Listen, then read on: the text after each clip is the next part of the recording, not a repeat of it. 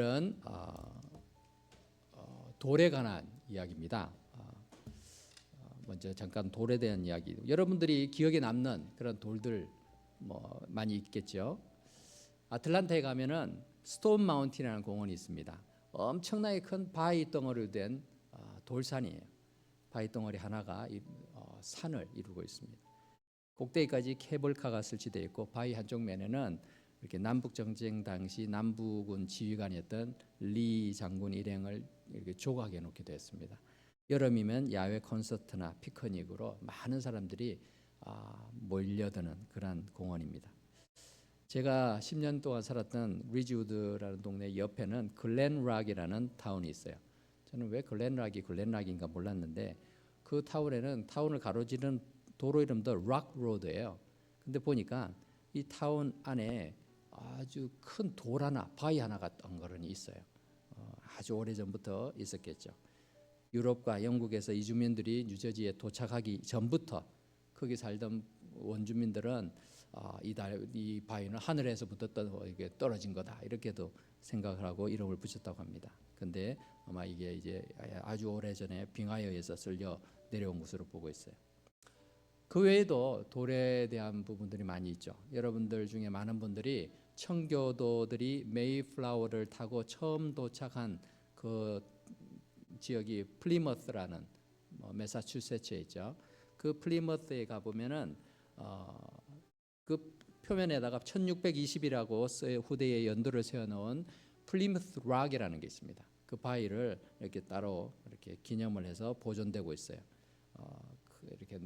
이렇게 화강 기둥도 세워가지고 건물처럼 해서 그렇게 보존하고 있죠. 몇 번을 이 자리도 옮기기도 됐다고 하는데 아무튼 이 플리머스 락이라고 이렇게 기념하는 이유는 메이플라워에서 내리는 그 청기도들이 배에서 내릴 때 첫 번째로 발을 디딘 그 바위라고 이렇게 이야기를 해요. 근데 진짜인지 아닌지는 알 수가 없어요. 아무튼 그러한 것을 상징적으로 기념하기 위해서 이렇게 플리머스 락이라고 이렇게 하고 있습니다.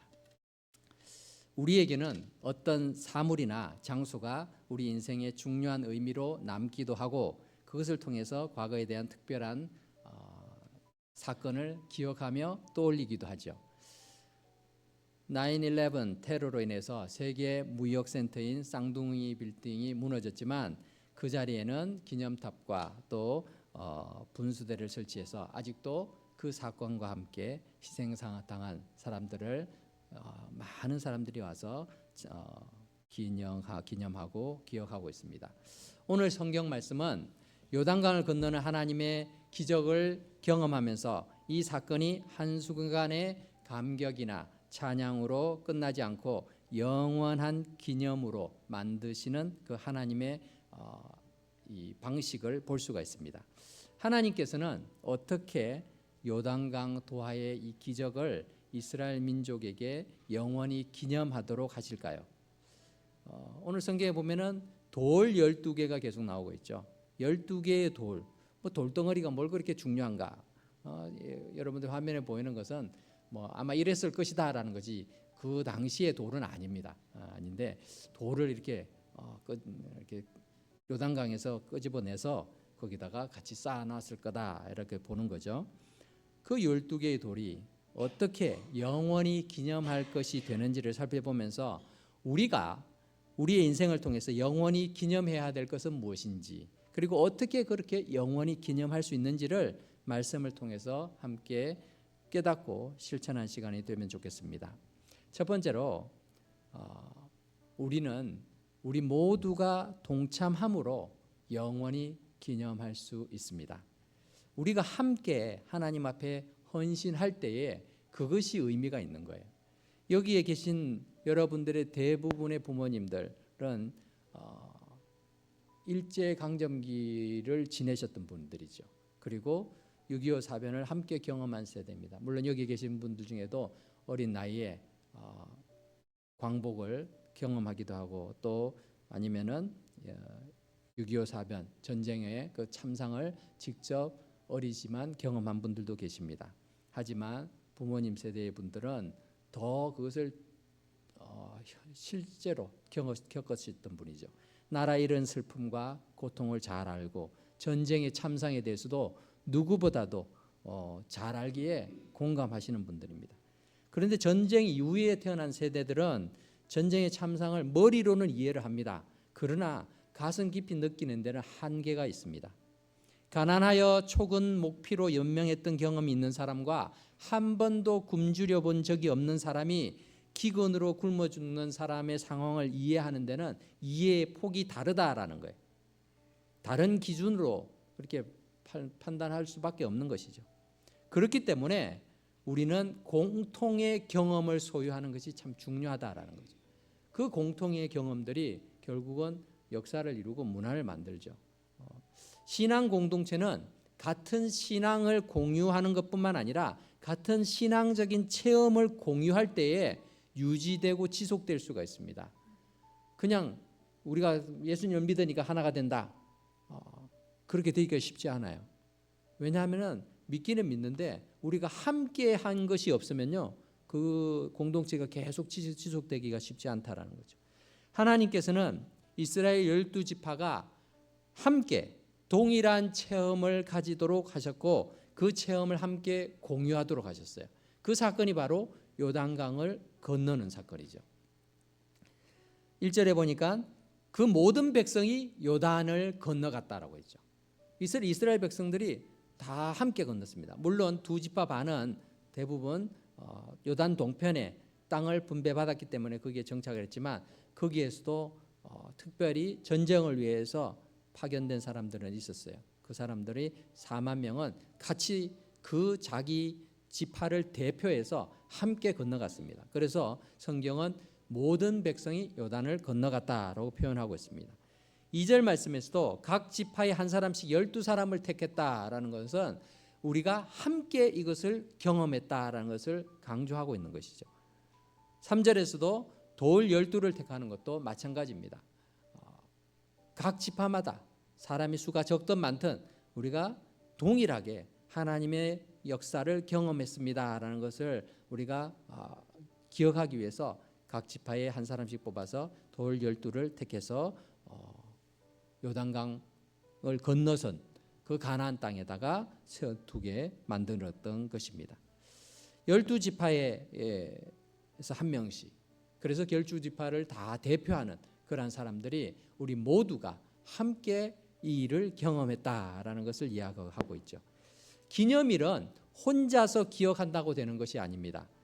여러분 결혼기념일, 생일, 또 여러 가지 기념일들이 있잖아요. 그런 기념일도 자기 혼자 기념하는 것은 의미가 없어요.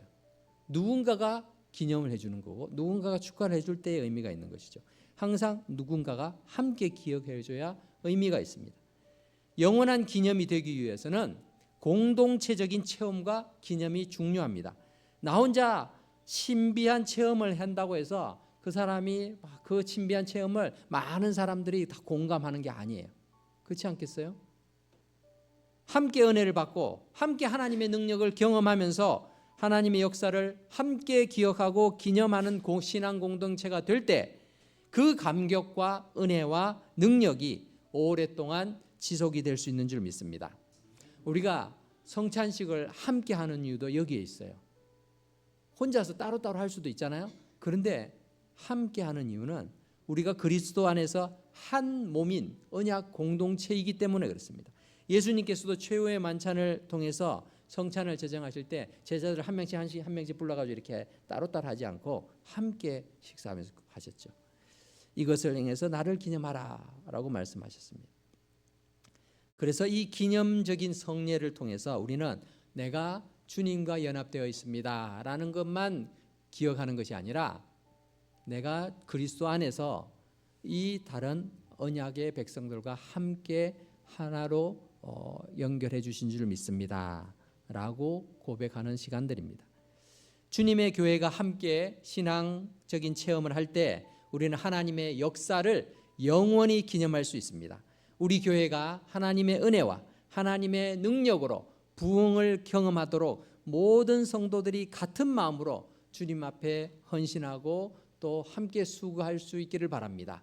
그 일을 통해서 우리는 하나님이 함께 하셨다라는 것을 우리가 같이 기억할 수 있는 줄 믿습니다. 두 번째로 큰 일을 행하신 하나님을 영원히 기념해야 합니다. 오늘 말씀에서 여러분들은 본문을 읽으면서 어떤 내용이 기억에 남습니까? 주로 돌 12 이게 가장 기억에 남죠. 12이라는 숫자가 자주 나오잖아요. 5번이나 등장을 하는데 12이라는 숫자보다 오늘 본문을 잘 읽어보면은 가장 강조가 되고 있는 것은 여호와 하나님이세요. 하나님이세요. 여호와의 언약궤 역시 하나님의 임재를 나타내고 있죠. 그래서 하나님이 모든 일을 주관하고 계신다라는 것이 지금 나타나고 있는 거죠. 요단 강물을 멈추신 분도 여호와 하나님이셨고 요단강에서 12돌을 취해서 가지고 나오도록 여호수아에게 지시한 분도 하나님이십니다. 뿐만 아니라 그 12돌은 아무 데서나 그냥 요단강 이쪽에서 패온 것이 아니라 하나님의 언약궤를 맨 제사장들이 있는 곳에서 가져갔습니다. 그러니까 하나님 앞으로 나와야만 했습니다. 하나님께서 그 일을 행하고 계시기 때문에 그렇습니다.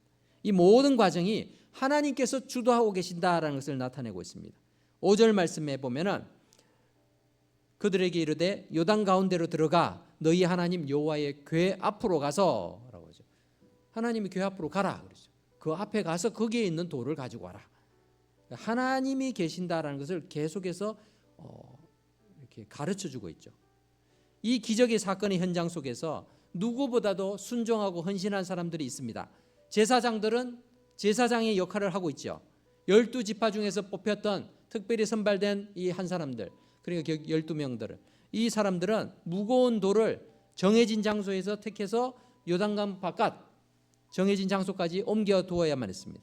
여호수아는 하나님의 명령을 따라서 이스라엘 백성을 일사불란하게 움직이도록 지시사항을 전달합니다. 그래서 8절에서는 이렇게 증가합니다. 8절 후반절에 보니까 8절 앞에 보니까 이스라엘 자손들이 여호수아가 명령한 대로 행했다라고 하죠. 근데 여호수아는 어떻겠습니까? 여호수아는 여호와께서 여호수아에게 이르신 대로 그들을 명령한 거죠. 그러니까 하나님이 말씀하신 대로 체계적으로 순종하여서 이루어갔던 것을 보게 됩니다. 여호수아는 하나님의 말씀을 순종했고 백성들은 여호수아의 말에 순종함으로 이 모든 일들이 불협화음 없이 순조롭게 잘 진행되고 있는 것을 봅니다. 순종함이 없으면 은혜도 의미도 사라집니다. 모든 일을 주도하시는 분이 하나님이시다라는 것을 인정하기 때문에 그런 순종과 또 헌신이 있게 된 것이죠. 그런데 우리가 생각해 보면은 이 언약궤를 메고 요단강으로 가장 먼저 들어가서 가장 마지막까지 그 자리를 지키고 있던 그 제사장들 참 대단하지 않습니까? 참 그들의 헌신 훌륭하지 않을까요? 그런데 성경은 그 제사장들의 이름을 알려주지 않습니다. 그리고 12지파 중에서 특별히 선발된 한 사람, 그 12명 얼마나 큰 일을 담당하고 있습니까? 무거운 돌을 가져다가 가지고 나와서 쌓았던 그 12사람들도 아주 중요한 일들을 했으면 그 이름을 적을 만도 하잖아요. 한 지파 수만 명, 10만 명이 넘는 그 수십만 명이 넘는 그 지파에서 뽑힌 그 한 사람 얼마나 대단한 사람. 그 이름을 이렇게 적을 만도 한데 성경은 그 이름을 언급조차 하지 않습니다. 왜 그렇습니까? 이 일은 하나님께서 친히 행하시는 일이고 하나님의 역사로 기억되어야 하기 때문에 그렇습니다. 그런데 만일 한번 상상을 해봅시다. 언약궤를 맨 제사장들이 자기 후손들에게 내가 말이야 요단강을 건널 때 그 무거운 하나님 언약궤를 내가 탁 메고 요단강에 탁 들어가니까 물이 쫙 갈라지고 거쳐갔다고. 그리고 내가 끝까지 그 자리를 지켰다고.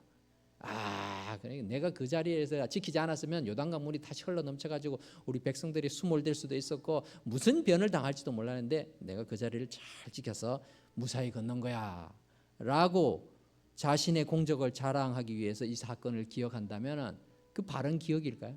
그게 바른 기념일까요?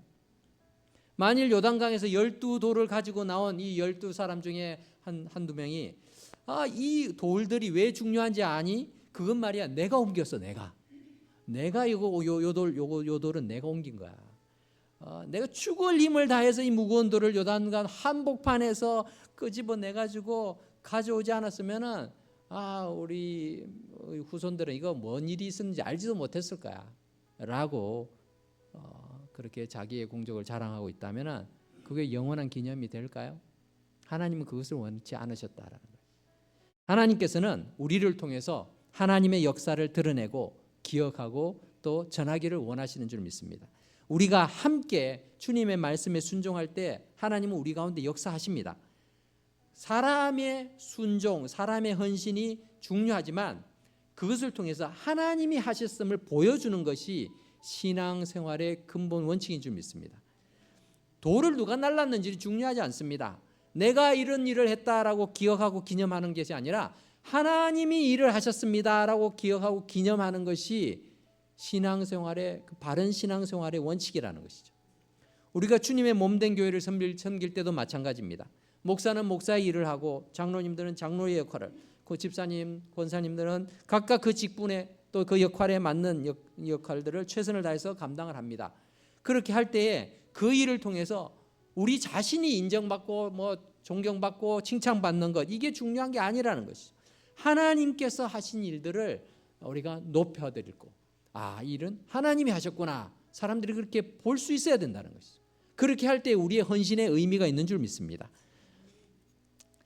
그래서 하나님께서 하시는 일들을 우리가 우리의 작은 헌신이지만 그 헌신을 통하여 함께 경험함으로 이 모든 일들이 영원히 기념이 되는 그러한 사건으로 우리의 삶이 남겨질 수 있기를 주의 이름으로 축원합니다. 마지막으로 영원히 기념해야 되는 것은 왜 그러냐? 우리의 후손에게까지 끝까지 함께 하시기에 영원히 기념해야 합니다. 무슨 말인가 하면은 이 6절에 보니까 이런 말씀이 있죠. 너희 자손들이 물어 이르되 이 돌들은 무슨 뜻이냐? 이렇게 질문한다라는 거죠. 그 돌을 보면서 자녀들이 이게 무슨 뜻이죠? 왜 돌들이 이렇게 같이 모여 있죠? 라고 물을 때 그것을 7절에서 설명하라고 하죠. 요단물이 여호와의 언약궤 앞에서 끊어졌나니 곧 언약궤가 요단을 건널 때에 요단물이 끊어졌으므로 이 돌들이 이스라엘 자손에게 영원히 기념이 되리라, 이렇게 말하라고 말합니다. 결국 요단강 바닥에서 12돌을 가지고 나와서 쌓아둔 거는요, 힘 자랑하기 위해서도 아니고 또 요단강을 직접 건너왔던 이스라엘 그 백성들, 그 1세대 그 사람들 원래 이제 2세대지만 그들이 직접 경험을 했으니까 그 사람들만을 위한 게 아니라는 거예요. 이것을 후세에게까지 기억시켜야 된다는 거죠. 그 후손들을 위해서 돌을 쌓고 있다라는 것을 봅니다. 하나님의 역사는 한 세대 또는 한 순간에만 국한된 것이 아닙니다. 하나님의 모든 일은 영원성을 가지고 있죠. 유한한 인생은 그러한 하나님의 역사를 보고 체험을 해도 한순간의 사건으로만 인식하고 잊어버리거나 왜곡할 때가 많습니다. 그렇지만 어제나 오늘이나 영원토록 변함없으신 하나님을 우리는 우리가 만나고 또 경험한 사건과 체험을 통해서 우리의 자손과 많은 사람들에게 전해야 되는 그런 사명이 있다라는 것입니다. 요단강이 멈추는 기적을 자신의 눈으로 직접 목격하고 또 말라버린 요단강을 건너는 놀라운 일을 체험한 이스라엘 민족이라 하더라도 이 12돌을 보면서 정작 이것이 어떤 의미인지 기억하고 있지 않으면 자손들에게 전해줄 수가 없습니다. 또한 그때의 사건과 의미를 잘 기억하고 후손에게까지 아무리 잘 전달해줘도 하나님께서 그 후손과 함께하지 않으면 이 돌들은 우리가 주변에서 볼 수 있는 수많은 비석들이나 기념비들처럼 과거의 역사만을 알려주는 그러한 역할밖에 할 수 없을 거예요. 그런데 하나님께서는 이 돌들을 영원히 기념이 되게 하시겠다 하셨어요. 그 말이 참 중요합니다. 여기에는요, 후손들에게 알려줄 우리의 책임도 있지만 그 이스라엘 백성들의 조상들의 책임도 있지만 하나님이 함께 하셔야 되는 거예요. 하나님. 조상들에게 함께 하신 하나님께서는 그 약속을 믿고 따르는 자들에게 역시 여전히 영원히 함께 하시겠다라는 그 약속에 신실하신 하나님을 이렇게 나타내고 있는 것입니다. 그렇기 때문에 하나님을 기억하고 의지하라라는 간곡한 당부의 말씀이 담겨져 있는 것입니다. 우리 조상들을 인도하여 요단 강물을 멈추시고 언약궤와 함께 건너가게 하셨던 그 여호와 하나님께서 지금 우리와도 함께 하시는구나 라는 것을 기억하고 의지하라라고 후손들에게 가르치라는 거죠. 내게는 함께 했지만 너한테는 어떻게 할지 모르겠어. 그런데 그냥 나와 너희 조상들에게 함께한 그 하나님을 기억하라 라고 얘기하고 있는 게 아니라는 거죠. 그 하나님이 너희와도 함께 하실 것이다 라고 말하고 있습니다. 성경은 하나님께서 신실하시고 변함없으시며 약속을 지키시는 분으로 기록하고 있습니다. 그리고 하나님의 영원성에 대해서 말하고 있죠. 시편 117편 우리 2절을 같이 읽어볼까요? 시작. 우리에게 향하신 여호와의 인자하심이 크시고 여호와의 진실하심이 영원함이로다. 할렐루야. 아멘. 시편 136편 1절에서도 여호와께 감사하라. 그는 선하시며 그 인자하심이 영원함이로다. 예레미야 선지자는 만국의 슬픔 속에서도 여호와의 인자와 긍휼이 무궁하시니까 우리가 진멸되지 않습니다 라고 고백하면서 하나님을 의뢰했습니다. 이처럼 하나님은 영원하신 거예요. 그 약속도 영원히 지속이 된다는 거죠. 효력이 있다는 거죠. 그렇기 때문에 우리가 영원히 기억해야 되고 기념해야 될 필요가 있는 것입니다. 부활하신 예수님께서도 승천하시기 전에 제자들에게 약속하셨습니다. 내가 너희에게 분부한 모든 것을 가르쳐 지키게 하라.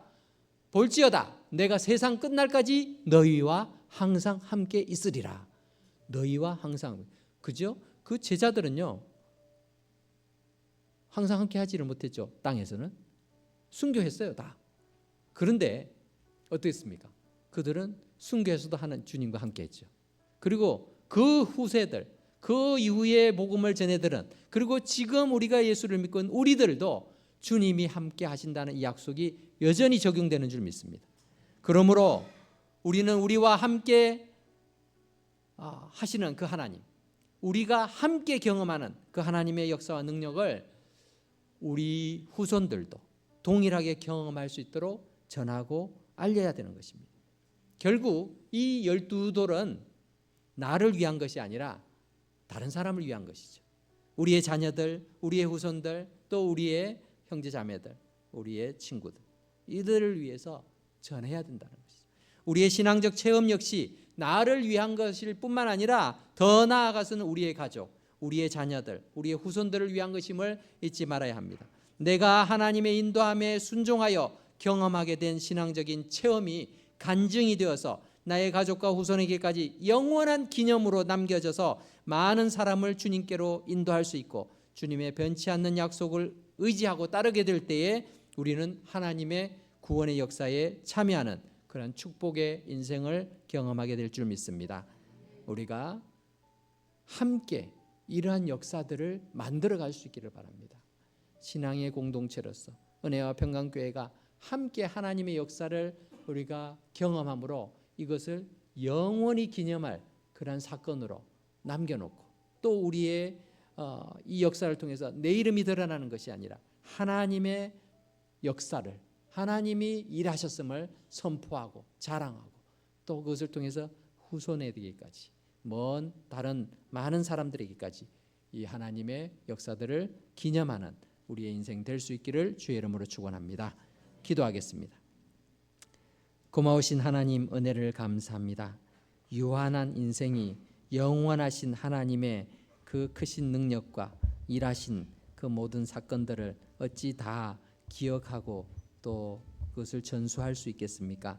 그러나 하나님 연약한 저희를 통해서 능력의 하나님께서 일하시고 또 역사하심을 또 선포하기를 소원하시고 그것을 또 후세에게까지 또 기념하고 기억에 남도록 우리에게 또 장치를 마련하시며 또 기념비로 세워주시고 또 흔적을 남기게 하시는 그 하나님을 기억합니다. 아버지 하나님, 우리의 인생이 그렇게 주님의 영광을 선포하는 그러한 도구가 되게 하여 주시고 우리 은혜와 평강교회가 하나님의 기뻐하시는 그러한 일들을 선전하고 또 전하는 그러한 귀한 교회 될 수 있도록 도와주시옵소서. 예수님의 이름으로 기도드립니다. 아멘.